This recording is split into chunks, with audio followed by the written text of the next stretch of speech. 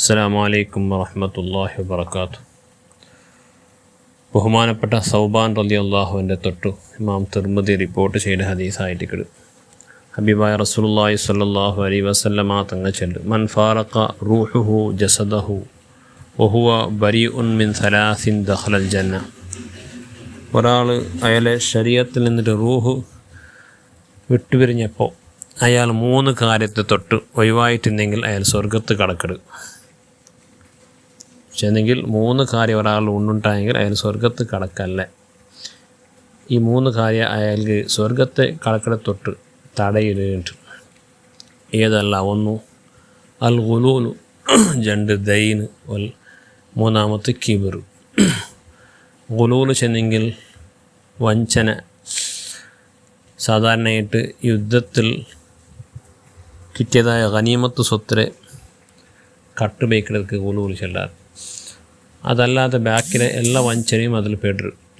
വഞ്ചനാക്കടെ മനുഷ്യരെ സ്വത്ത് കബലിസരെ ആസ്തി പാസ്തിയെല്ലാം ഉൾഗഡരെ അക്രമമായിട്ട് മനുഷ്യന്മാരെ എന്തെങ്കിലും വലിച്ചെടുത്തോടെ ഇതെല്ലാം ഗുലൂല് പെടരും. അപ്പോൾ വഞ്ചന പാടില്ല. ഞങ്ങൾ അക്രമമായിട്ട് അന്യരുടെ സ്വത്ത് ഞങ്ങൾ സ്വന്തമാക്കിയെങ്കിൽ എന്നാൽ ആഖിറത്തിൽ ഞങ്ങൾ എത്ര വലിയ ഇബാദത്തുകാരായെങ്കിലും അത് സ്വർഗത്ത് പോകേണ്ട തൊട്ട് ഞങ്ങളെ തടയിടുക.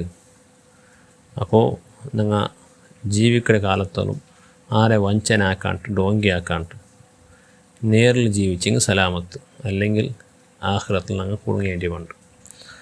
പിന്നൊന്ന് ദൈനായിട്ട് കട ബാക്കി വെച്ചിട്ട് മരിച്ചു പോയെങ്കിൽ നാളെ ആഖിറത്തിൽ ആ കടക്കാർ ഞങ്ങളിട്ട് വന്നിട്ട് കടത്തെ തിരിച്ചു തരണോട്ട് അള്ളാഹുട്ട് അങ്ങ് കേൾക്കുവാർ. അപ്പോൾ എന്താക്കടേ, ഞങ്ങൾക്കവിടെ കൊടുക്കും. ഞങ്ങൾട്ട് എന്തുണ്ട്? ഞങ്ങളുടെ 3 തുണി കഫനുമായിട്ട് മാത്രമല്ലേ പോയില്ലേ? ആക്കി ആസ്തി പാസ്തിയെല്ലാം വിട്ടു പോയിട്ടില്ലേ?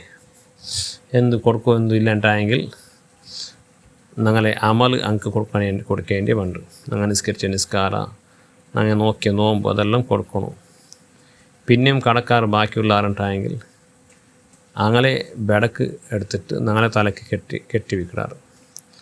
അപ്പോൾ സ്വർഗത്ത് പോകേണ്ട ആൾ നരകത്ത് പോകേണ്ടി വേണ്ട.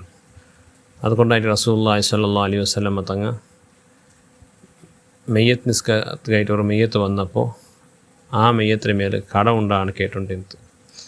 കട ഉണ്ട് ചെന്നെങ്കിൽ ആരെങ്കിലും വീടുള്ള വ്യവസ്ഥ ഉണ്ടാണ് കേട്ടിട്ട് അതും ഇല്ലാണ്ടായെങ്കിൽ ആ മെയ്യത്തിന് മേൽ നിസ്കരിക്കില്ല, അല്ലെങ്കിൽ നിസ്കരിച്ചോളൂ ചെല്ലും.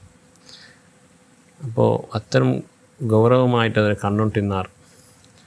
പക്ഷേ ഇന്ന് മനുഷ്യന്മാർ കാടെടുത്തെങ്കിൽ തിരിച്ച് കൊടുക്കില്ല. എടുക്കുമ്പോൾ ഉള്ള ആ മാന്യത പോലും പിന്നേക്കില്ല. പിന്നെ തീരെ ഉസിലാക്ക് ആ തന്നിൽ എന്താക്കടെ ഇങ്ങനത്തെ എല്ലാം ഫലക്ക് ചെല്ലുടെ.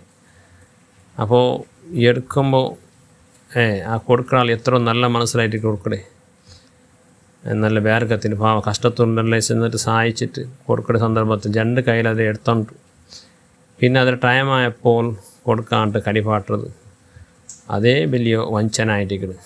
ജനാമത് ഇത് അന്യരെ സ്വത്തിനെ സ്വന്തമാക്കിയ പോലെ ആയിത്ത്.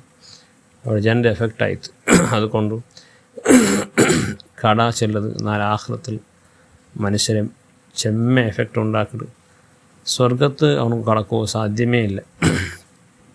3 കിബിർ, അഹങ്കാര ചെല്ലത്. ഞാൻ വലിയ ആൾ ചെല്ലെ ആ ഒരു മനോഭാവത്തിൽ ജീവിക്കട്ടെ. ലാ യദ്ഖുലുൽ ജന്ന മൻ കാന ഫീ ഖൽബിഹി മിസ്ഖാലു ദർറത്തിൻ മിനൽ കിബിർ. ഒരു അണുമണി തൂക്കത്തിൽ കിബിർ ഒരു മനുഷ്യരുടെ കൽബിലുണ്ടെങ്കിൽ അവൻ സ്വർഗത്ത് കടക്കല്ലണ്ടല്ല ഹദീസിൽ നമുക്ക് കാണും. അപ്പോൾ കിബിറിക്കോ തീര. തിൽക ദാറുൽ ആഖിറത്തു നജ്അലുഹാ ലില്ലദീന ലാ യുരീദൂന ഉലുവൻ ഫിൽ അർളി വലാ ഫസാദൻ. ഖുർആൻ അല്ലാഹു ചെന്ന ആ ആഖിറത്തിൻ്റെ ആ മഹോന്നതമായ വീട് സ്വർഗലോക, അത് ദുനിയാവിൽ അഹങ്കരിച്ച് നടന്നെങ്കിൽ ഫസാദ് ഉണ്ടാക്കിയെങ്കിൽ അള്ളാഹു ഉണ്ടാക്കിയിട്ടില്ല. അപ്പോൾ ദുനിയാവിൽ വിനയമായിട്ട് അള്ളാഹുവിൻ്റെ വിനയാൻവിതമായ ദാസ ചെല്ല ആ ഒരു മനോഭാവത്തിൽ അങ്ങ് ജീവിക്കണം. ആ വലിയ ആൾ ചെല്ലെ അഹങ്കാരത്തിൽ ജീവിച്ചെങ്കിൽ ഒരിക്കലും അള്ളാഹു സ്വർഗത്ത് മനുഷ്യരെ കടത്തില്ല. കിബിറിനടിക്കവും അർഹത്തില്ലവൻ അള്ളാഹു മാത്ര. അഖില ബ്രഹ്മാണ്ഡലത്തെ സൃഷ്ടിച്ചിട്ട് ഈ ലോകത്തെ പരിപാലിക്കണേ അള്ളാഹു. ആ അള്ളാഹുക്ക് മാത്രമേ കിബിർ കാണിക്കുള്ള അർഹതയുള്ളൂ.